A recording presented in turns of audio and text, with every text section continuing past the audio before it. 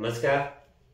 Me doctor Manoj Pisal, your Ayurveda and panchakarma practitioner in Pune. आज आपण वातदोष जो इम्बॅलन्स झालेला असतो तो बॅलन्स कसा करायचा या विषयात थोडक्यात बोलणार आहोत. आता वातदोष वाढला किंवा इम्बॅलन्स झाला तो शरीरात निरनिराळ्या आजारांची उत्पत्ती होत असते. पूर्वी जे 60 आणि 70 दिसणारे आजार हा वातदोष वाढल्यामुळे अलीकडे 20 आणि 30 लोकांना दिसायला लागलेले आहेत. तर वातदोष कशामुळे वाढतो याचं आयुर्वेदामध्ये अतिशय चांगल्या पद्धतीने वर्णन केलेलं आहे. त्याची चिकित्सा सुद्धा आयुर्वेदामध्ये खूप चांगल्या पद्धतीने सांगितलेली आहे.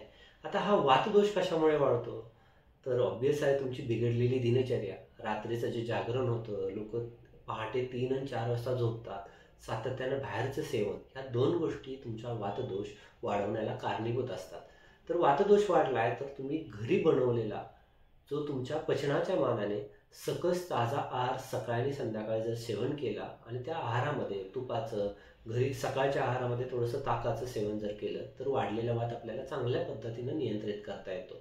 आहारामध्ये शक्यतो बेकरीचे पदार्थ आहेत किंवा जे मोड आलेली कडधान्ये आहेत, डाळींमध्ये हरभरा डाळ आहे, वाटाणा आहे, छोले आहेत, राजमा आहेत, ह्यांचं शक्यतो सेवन करू नयेत. कारण ह्या डाळी ज्या असतात त्या शक्यतो वाताला फार मोठ्या प्रमाणात वाढवत असतात.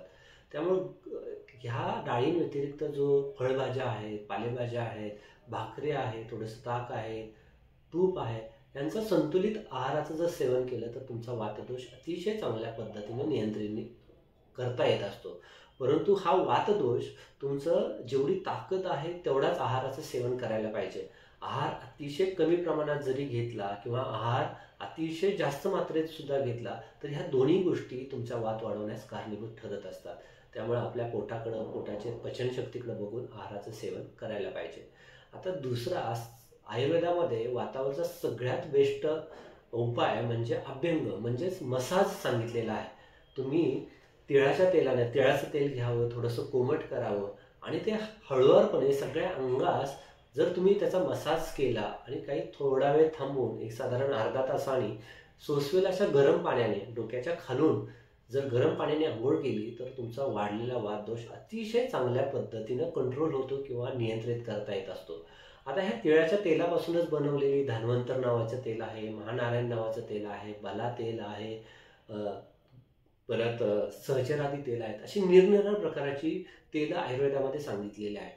ह्या तेलांचा वापर करण्याअगोदर तुमच्या जवळच्या डॉक्टरांचा सल्ला घेऊन ह्या तेलाने मसाज जर केलं तर त्याचा तुमच्या शरीराला अतिशय चांगल्या पद्धतीने उपयोग व्हायला मदत होत असते. हे अभ्यंग वातातला एक आमवात नावाचा एक आजार आहे, म्हणजे RA पॉझिटिव्ह नावाचा जो रुमॅटॉइड आर्थरायटिस नावाचा जो आजार आहे त्या आजारामध्ये शक्यतो अभ्यंग म्हणजेच मसाज हे निषिद्ध करू नये असं सांगितलेलं आहे. त्यासाठी तुमचा कुठलाही वात वाढलेला असेल तर तुमच्या डॉक्टरांच्या सल्ल्याने मसाज जर केलं तर त्याचा तुम्हाला अतिशय चांगला उपयोग होणार आहे. त्याचबरोबर आहारामध्ये जे नॉनव्हेज लोक खात असतात तर नॉनव्हेजचं सूप जे असतं त्याचं सेवन जरी केलं तर तुमचा वातदोष अतिशय चांगल्या पद्धतीने आपल्याला नियंत्रित करता येत असतो. वातावरचं आणखीन एक चांगलं औषध म्हणजे एरंड तेल सांगितलेलं आहे. ह्या एरंड तेलाचं सेवन तुमच्या डॉक्टरांच्या सल्ल्याने आठवड्यातनं 2 ते 3 वेळा आपण करू शकतो.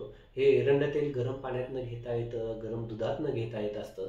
परंतु त्यासाठी तुमची प्रकृती डॉक्टरांना दाखवून त्यांच्या सल्ल्याने तुम्ही एरंड तेलाचं सेवन जर केलं तर वाढलेला वात आपल्याला अतिशय चांगल्या पद्धतीनं नियंत्रित करता येत असतो. हे सगळे उपाय करताना तुमचा वाढलेला वात जर कंट्रोल नाही झाला किंवा कमी नाही झाला तर आयुर्वेदामध्ये पंचकर्मातली बस्ती नावाची चिकित्सा सांगितलेली आहे. तर बस्ती ही वातावरचं सर्वश्रेष्ठ उपाय हा आयुर्वेदामध्ये वर्णन केलेला आहे. आता ही बस्ती निरनिराळ्या प्रकारचे बस्ती आयुर्वेदामध्ये सांगितलेले आहेत. काही तेलाचे बस्ती आहेत, काही निरोळ बस्ती म्हणजे काड्याचे बस्ती आहेत.